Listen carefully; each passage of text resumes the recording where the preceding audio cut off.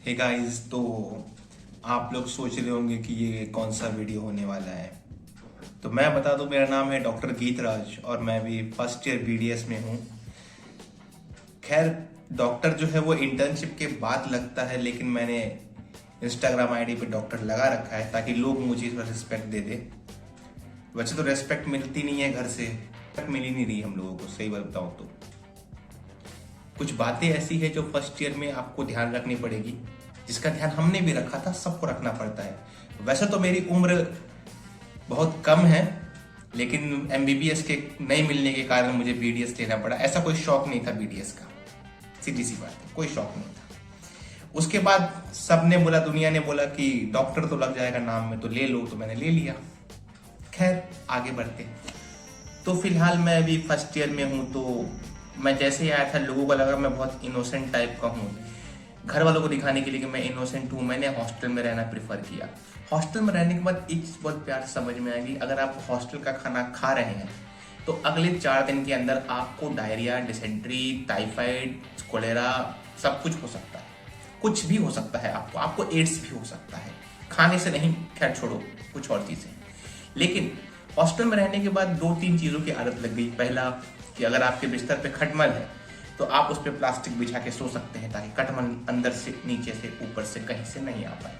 दूसरी चीज़, अगर आपको सुबह सुबह जल्दी बाथरूम जाना है या कॉलेज जाना है तो उठते ही अपने दोस्त से पहले रेस में जीत के आपको बाथरूम हासिल करना पड़ेगा।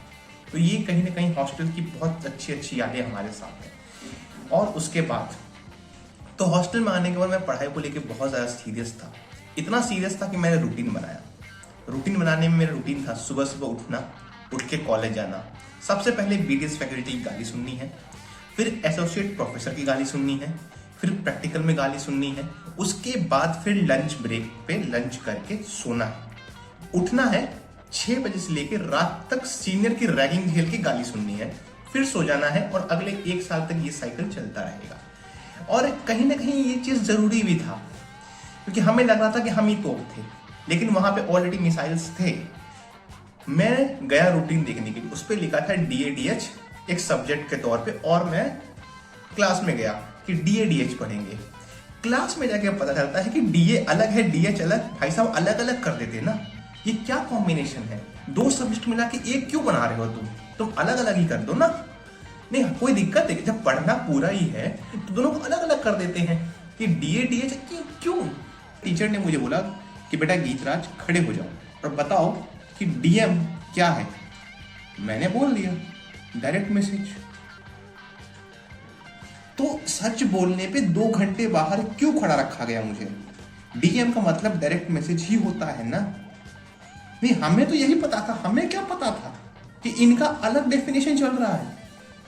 हमसे पूछा डीएम क्या है, और वो मैम भी थोड़ी सी हॉट थी। खैर छोड़ो, वो सब बात हटाते हैं, ठीक है। लेकिन मतलब तो वही है ना।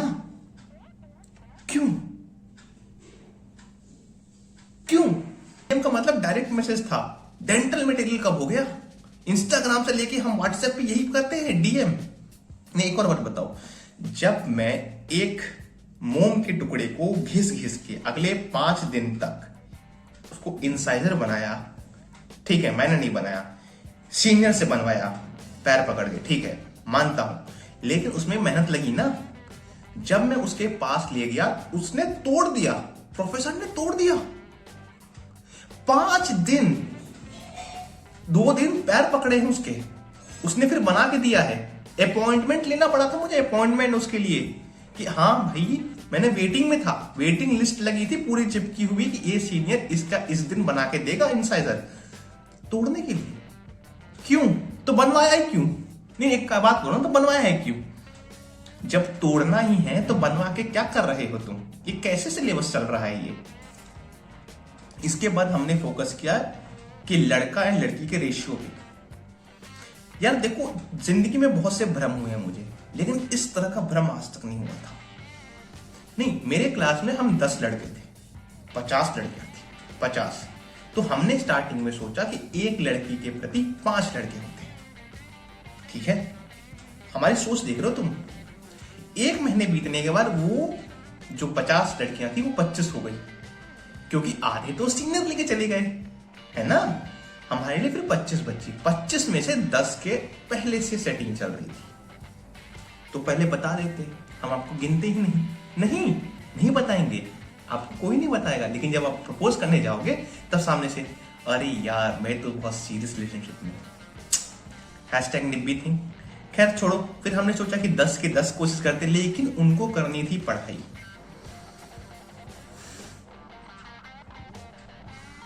ठीक है, अब पढ़ाई का कि कोई क्या ही कर सकता है।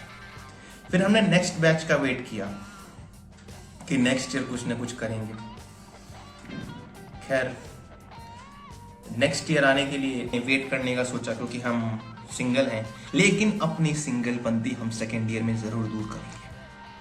हम हमेशा सिंगल नहीं रहने वाले, ये हमने दृढ़ संकल्प कर लिया 10 के 10 लड़कों ने। सेकेंड ईयर में पहुंचने के लिए आपको हमारा साथ देना पड़ेगा। कैसे देंगे आप? लाइक करेंगे, सब्सक्राइब करेंगे और कमेंट करेंगे चैनल पे कि ये कितना रिलेटेबल था आपके लिए, क्योंकि हम लोगों ने ऐसे ही सर्वाइव किया है, यही सारी चीज़ें हमारे साथ होती थी। खैर कुछ चीज़ें मैंने बड़ा चला के बोली है, इतना नहीं होता है, लेकिन हाँ अगर आपको वीडियो पसंद आया तो प्लीज़ लाइक कर देना, सब्सक्राइब कर देना चैनल को, और नीचे कमेंट डालना कि भाई साहब ऐसे कौन से इंसिडेंट्स है जो आपके साथ हुए, हमारे साथ नहीं हुए, या फिर ऐसा क्या नया था जो आपके साथ मतलब अभी घट रहा है अगर आप फर्स्ट ईयर में है तो चलिए आज के लिए बस इतना ही। खैर इस वीडियो को प्लानिंग बहुत दिन से चल रहा था, अगर इस पर अच्छे खासे लाइक्स एंड व्यूज़ आ जाते हैं तो मैं सेकंड ईयर के रिव्यू भी बनाऊंगा, और सेकंड ईयर वाला इससे भी बेहतर होगा कहीं ना कहीं। चलिए फिर मिलते हैं बाद में, बाय।